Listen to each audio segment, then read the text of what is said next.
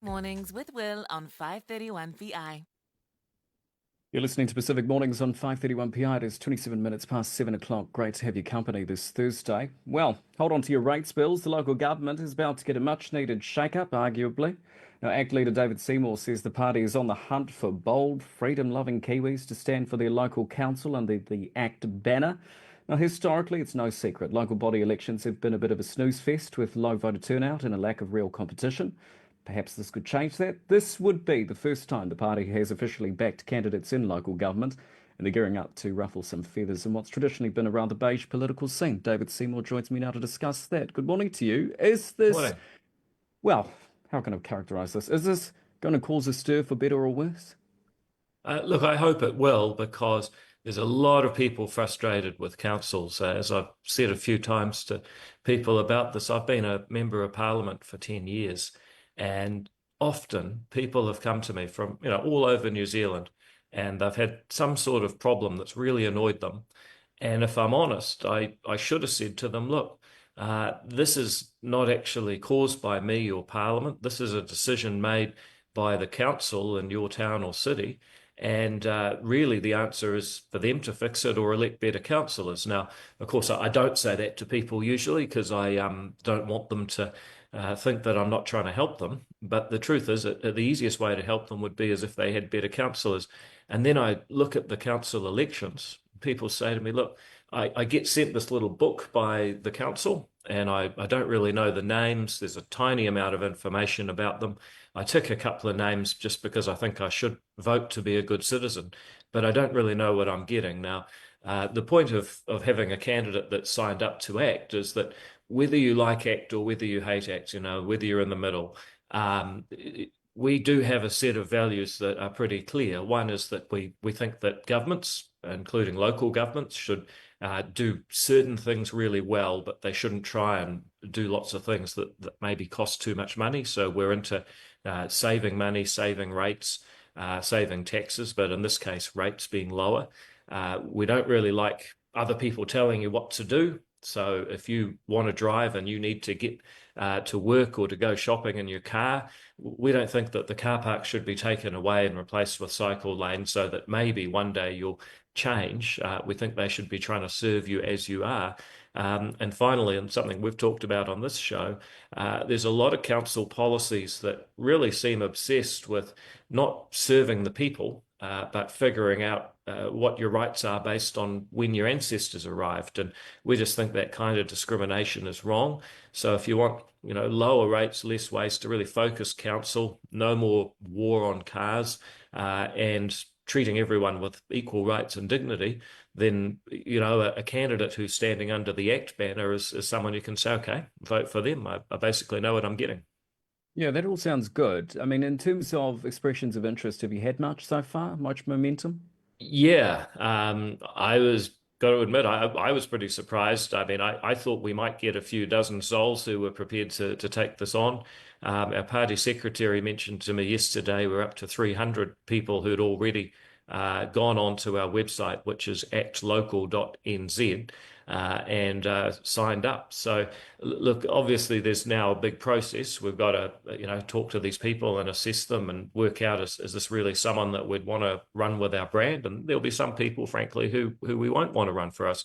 And then we've got to talk to them a bit about what the commitment really means. And there might be a few people who say, oh, okay, well, I want to help my community, but I didn't realize it meant that. That's okay. But I suspect we'll work through. And in the end, we will have quality candidates that people can vote for if they share our basic values. Do you think, and time and time again, when local election comes up, I often think, as I put it, it is a beige political scene. How much of a shake-up do you think this will cause? Well, it'll first of all depend on how many candidates we end up standing, because at this point, all we're doing is just asking people, are you interested in standing? We've pushed it to people who are already involved in ACT, but we've also asked people who might not be involved in ACT, they care about their community and they say this is a way that I could stand. We're going to help with campaigning techniques and make a lot of the things that are quite hard when you're a candidate easier. But it will depend on how many people. If it's a lot of candidates and the voters react and say, yes, this is what we want, then yeah, it could have a big impact on local government. Okay. With that in mind, I mean, I work for a Pacific network, so it'd be remiss of me not to ask. I know the party doesn't see race anyway, but open to Pacific candidates?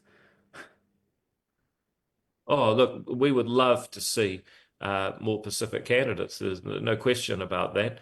The thing I always point to is that uh, we have a nation that is basically made up of people who have migrated, people that have taken big risks, moved to an unfamiliar place to give their kids a better life. And most Pacific people in New Zealand have either done that in their lifetime, their parents' lifetime, or maybe their grandparents' lifetime. So that basic value of aspiration, what can I do to make my life better for my kids tomorrow? That's a value that I think we share. Hmm. Let's jump to the school lunch program rollout. Now, I was very open in the sense of I thought it was a great idea that it, managed to get the costs down.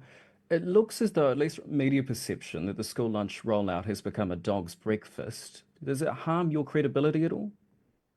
I don't think so because I've been very honest and upfront all the way through about what is happening, why, and most importantly, what we're doing about it. So, yes, there's been some real problems in the first couple of weeks.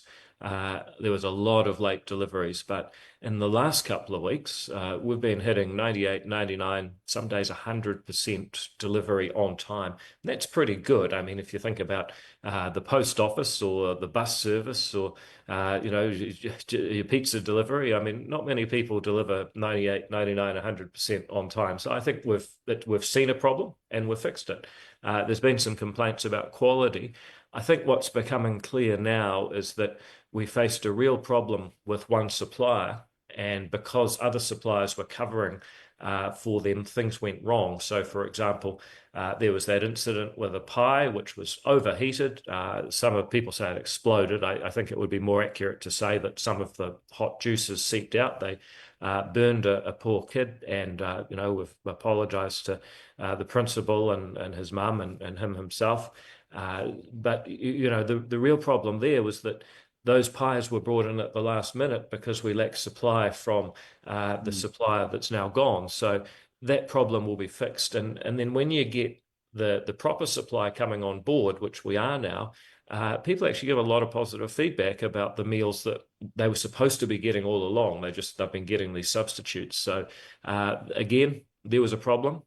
We've been really honest about it. We haven't tried to deny it. We've just said that there is a problem and we're fixing it. And I think people will see that happen. So does it affect my credibility? I think if you judge people by what happens to them, yes. If you judge people by how they respond and are they open and do they make things better, then I think I can actually say I've done a good job here under the circumstances. Hmm.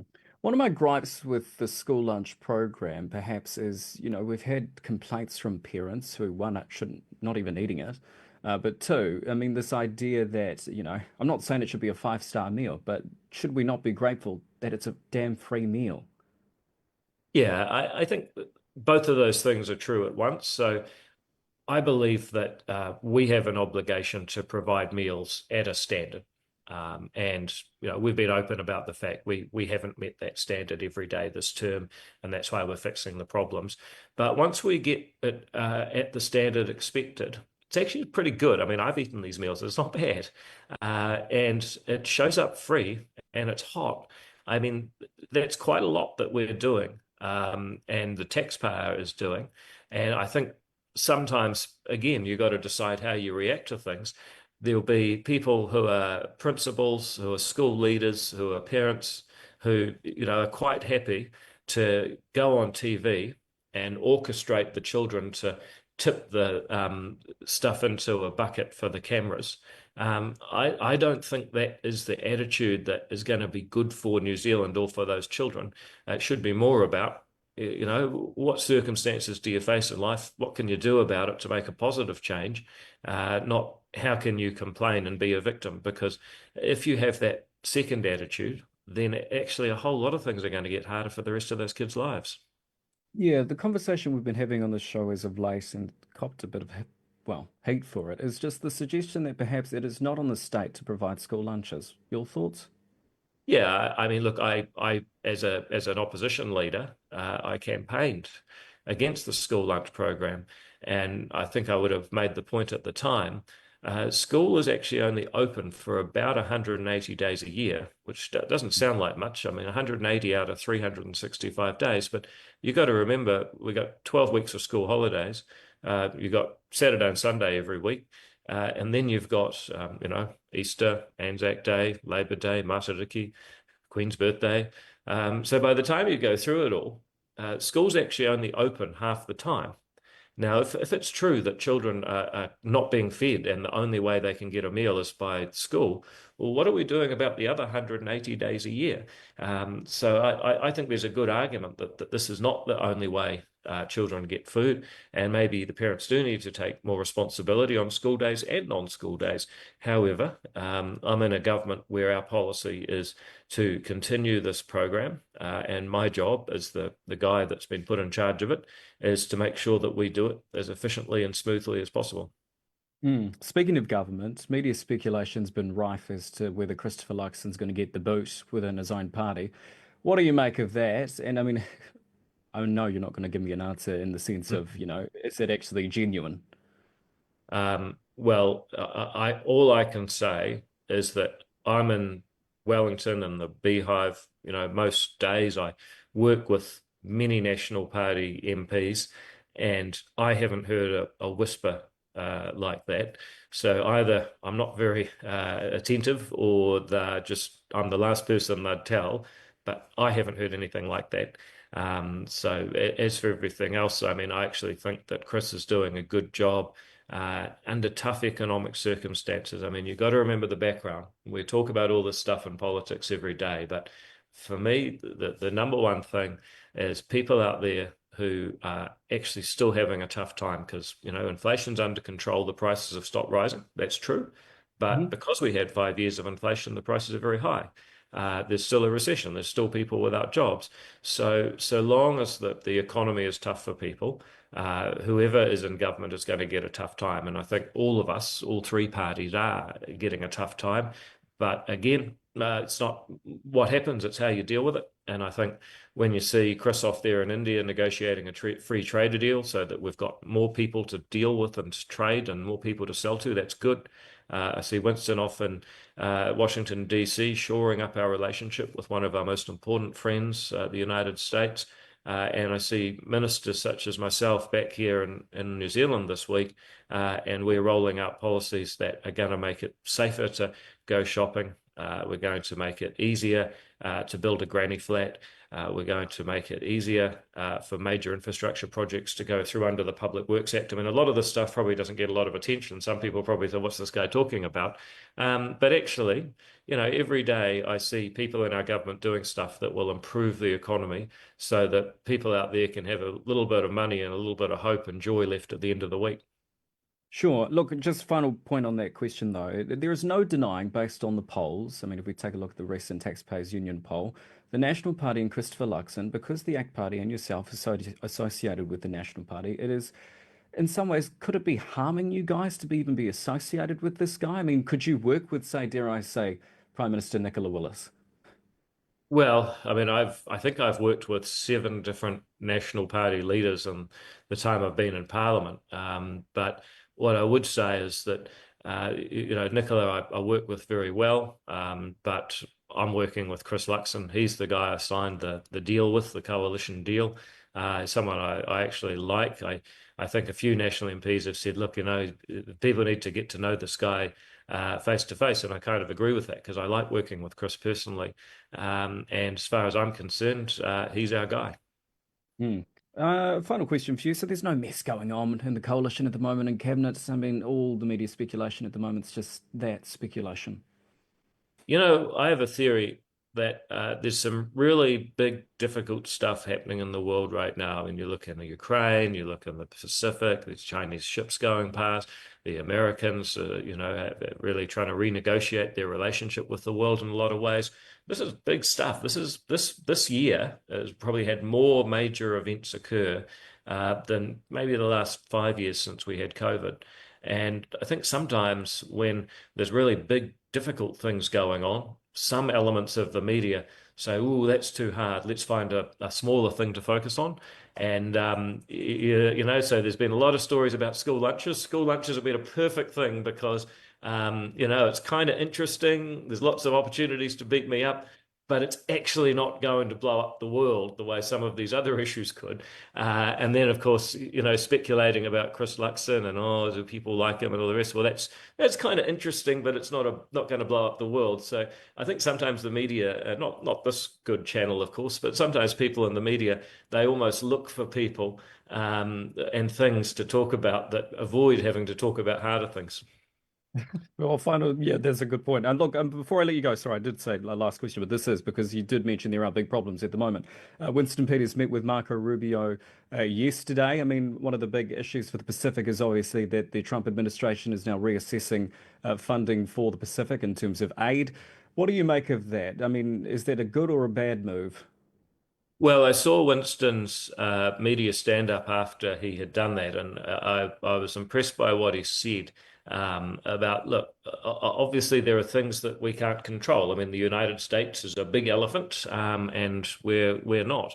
However, we're putting our best foot forward, being up there, reminding them that we're here, that the Pacific's here, building the relationship so that our part of the world gets the best possible attention and treatment from the United States. And I think that's probably about as much as we can do.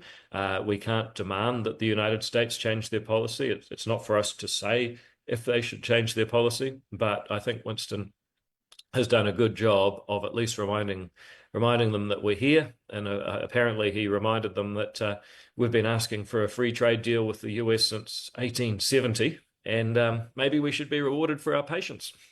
Yeah, certainly. ACT Leader David Seymour, thank you very much for your time. Thanks, Will. Enjoyed it.